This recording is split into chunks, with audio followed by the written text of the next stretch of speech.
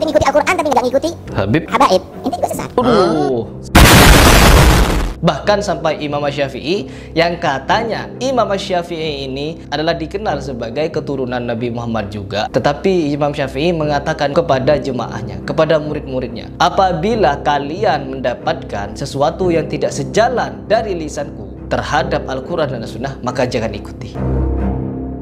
A'udzubillahiminasyaitonirrajim. Bismillahirrahmanirrahim. Teman-teman, di video ini saya ingin memberikan tanggapan terhadap ceramahnya seorang Habib. Lagi-lagi Habib, di mana Habib ini bercerita atau berpidato mengenai suatu keutamaan mengikuti ulama. Namun pemaknaannya malah diselewengkan, teman-teman. Bukan lagi mematuhi ulama, tetapi mematuhi habaib. Orang-orang siapapun kita yang tidak mematuhi habaib, maka jaminannya sesat dan orang sesat masuk neraka. Hebat kan? Hebat.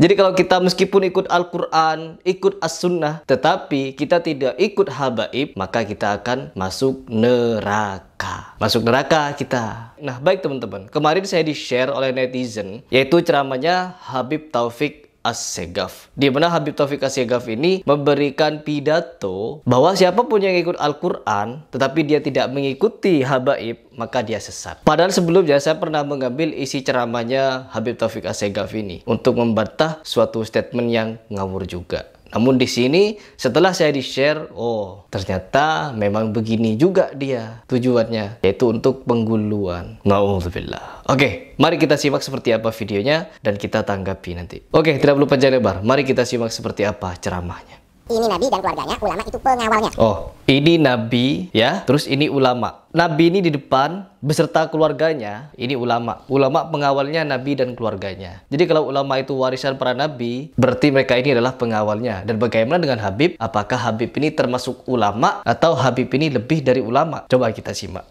Ente ngikuti Al-Quran tapi nggak ngikuti Habib habaib, ente juga sesat. Kalau ente mengikuti Al-Quran dan tidak mengikuti Habib, ente sesat. Kemarin ada Habib mabuk-mabukan. Apakah kita perlu ikuti itu Habib? Aku Habib mabuk ngene iki piye kowe? Ya, gue oleh Pak. Ya ora oleh. Saya yang Muhammad, kamu wajib cinta sama aku. Bukan saya yang tapi Al-Quran. Ada Habib mabuk, ada benci, ada ideologi. Ada Habib juga yang bercerita khurafat. Apakah kita juga ikuti itu?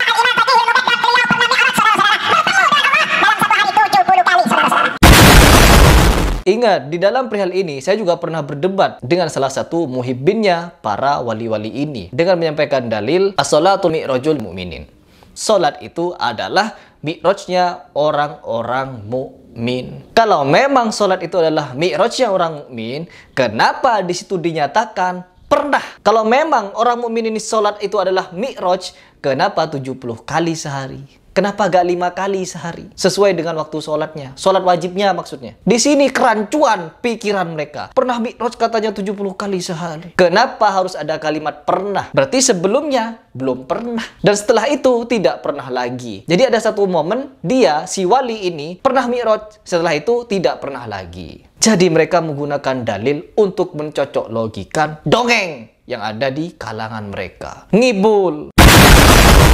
Ada Habib juga yang diisukan memalsukan kuburan sampai dikecam oleh orang-orang keraton. Itu juga Habib. Apakah kita perlu ikuti memalsukan kuburan? Na'udzubillah. Kuburan-kuburan dibuat-buat. Kuburan dibuat dan nasabnya disambung-sambungkan dengan salah satu Habib Bani Ba'alawi. Kita perlu ikuti yang seperti itu?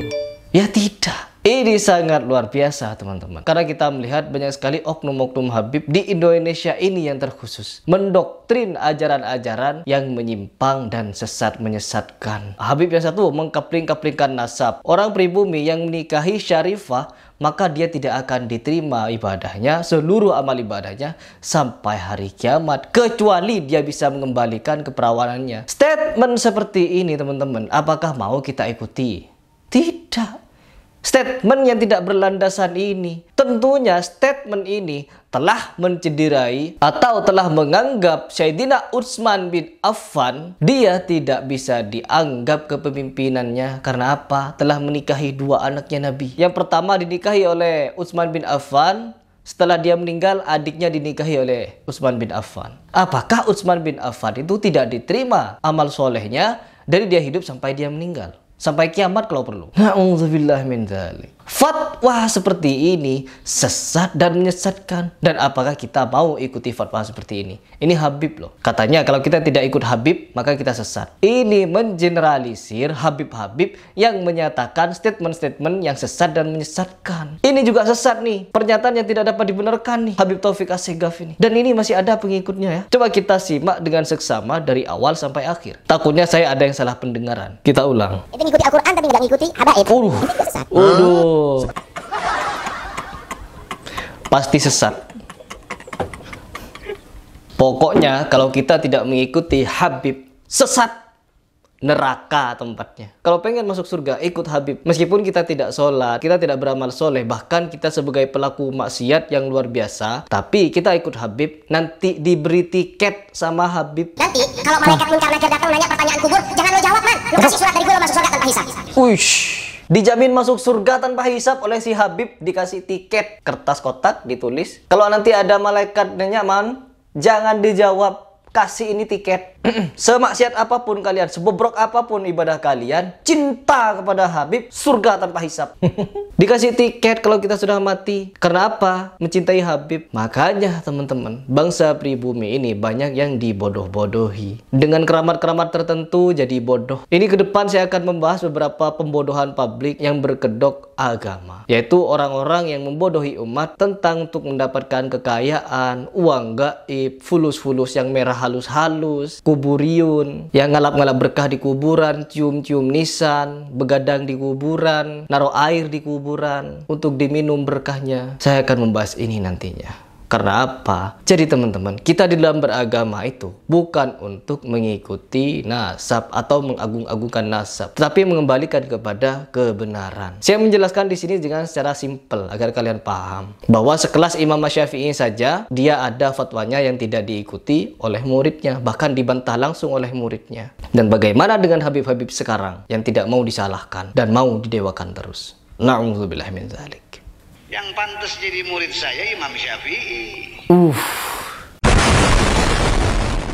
Dan ini adalah khawarikul adat. Khawarikul adat katanya. Pengakuan congkak, pengakuan sombong, merendahkan para imam mazhab yang memberitahu kita cara sholat, memberitahu kita cara berwudu, memberitahu kita tentang hukum-hukum fikih yang lain, malah direndahkan. Emang Habib Abdullah bin Al-Faqih ini ketika dia masih kecil belajar tata cara sholatnya ke siapa? Tiba-tiba ketika dia sudah besar, berjenggot, lalu mengeluarkan fatwa. Sesungguhnya kalian bukan yang pantas menjadi muridku. Yang pantas menjadi muridku adalah Hanafi, Hambali, Maliki, dan Syafi'i. Allahu Akbar.